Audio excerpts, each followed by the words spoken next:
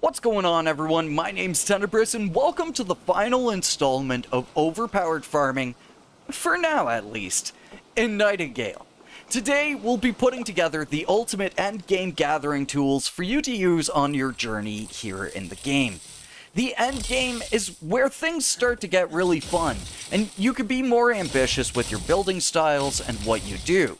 And with this guide and my last two videos on gathering all stones, gems, and ores, then gathering all wood types, you'll be able to achieve those lofty goals of building the perfect base here in the game.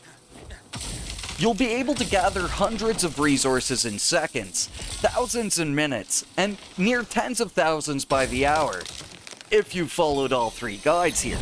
If not, I highly advise after you finish making these tools that you consider checking those other videos out. If you enjoyed these guides and tips I put together, please be sure to like the video and show your support. It goes a huge way in helping me reach the greater Nightingale community with my guides, ultimately helping more people get to this level in the process. But now, let's jump into these tool builds, as well as some of the most important information about making tools specifically for gathering resources.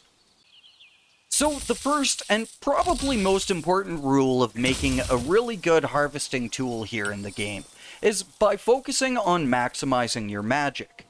Oberon's Bounty is our main method of boosting our acquired resources, and this is benefited purely by having a high magic value on your weapon. The next key detail is a bit of a shame right now, but Harvester's Workshop currently does not apply its harvesting buffs to tools in the game. Hopefully this will be fixed somehow in the future, as I think gathering tools have a huge place in this game, but for now it just isn't an option for us to use. As well, and this is a personal finding, and though I do my best to avoid any confirmation bias here in my guides, it's very hard to get a huge pool of data regarding stuff like drop rates and how they're boosted. But in my findings, your overall magic score does not matter for Oberon's Bounty.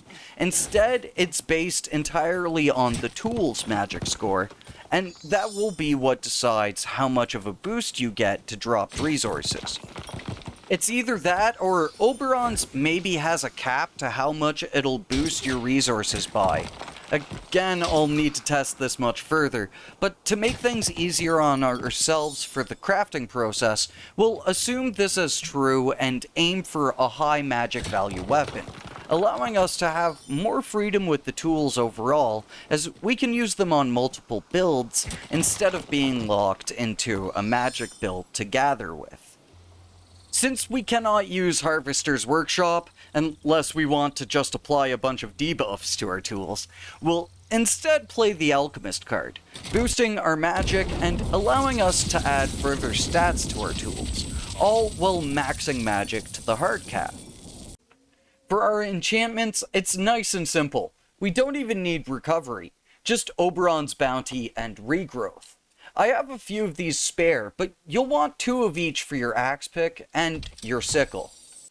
So now for our first tool, the most essential one, the pickaxe. We'll start with tier 3 Fabled Sun Giant for the plates, then turn them into a blade, then turn that blade into an axe head with more Sun Giant.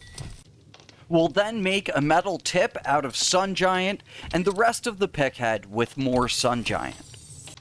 Then we'll make our Filigree out of titanium, as we are already getting really close to having enough to hit the magic cap. We can actually spend one resource in a different direction here. Titanium is our best bet, offering stamina regen and extra durability for casting. Then we'll start working on our handle by making some fasteners while we're here out of Sun Giant. Then we'll gild Druid Lumber with more Sun Giant, turn that into a pole, then into a handle with our fasteners. And in the end here, we get a great Axepick, with enough magic to eventually hit the cap when we're done, and some extra stats to make gathering just a bit easier.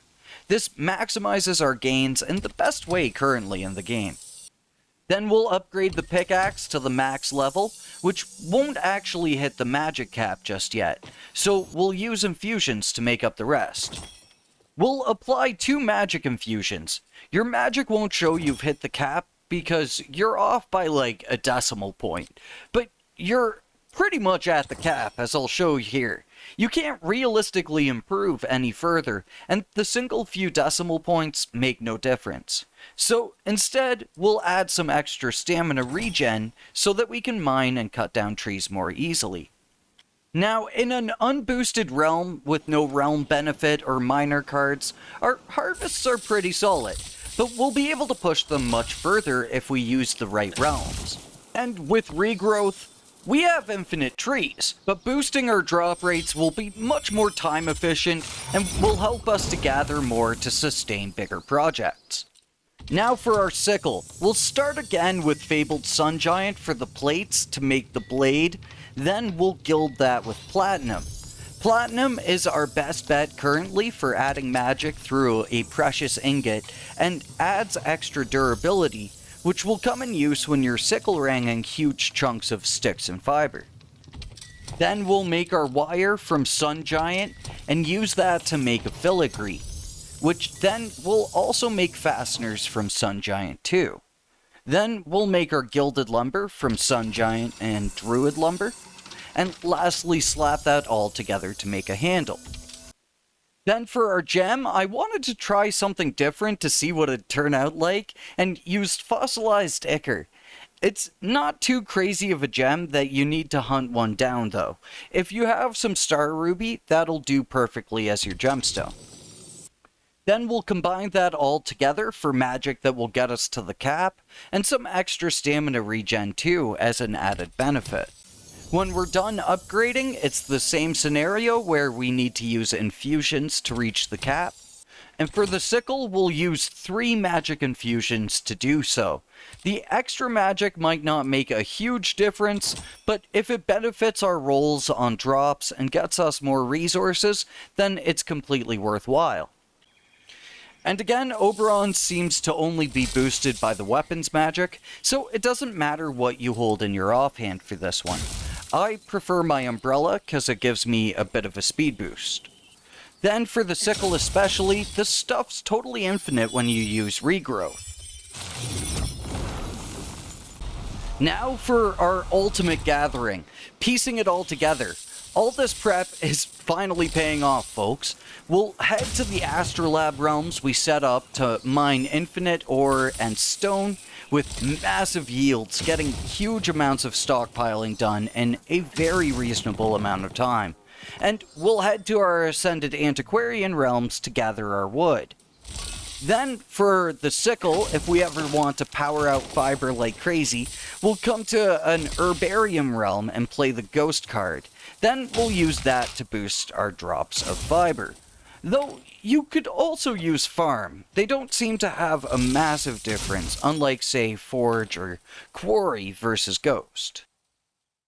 So there you go, folks. All materials are in the description below, as they always are, as well as timestamps to get you to each build more quickly. This has been a crazy effort to put together this past week, but I'm happy to finally have it complete. It'll be such a benefit, not just to me, but anyone that follows my guides here on overpowered farming. With our farming optimized like mad, we can open the doors to making larger and more intricate builds, all as time goes on. But for now, thank you for watching. Maybe consider subscribing to stick around for more, but either way, I will catch you all in the next one. Until then, peace.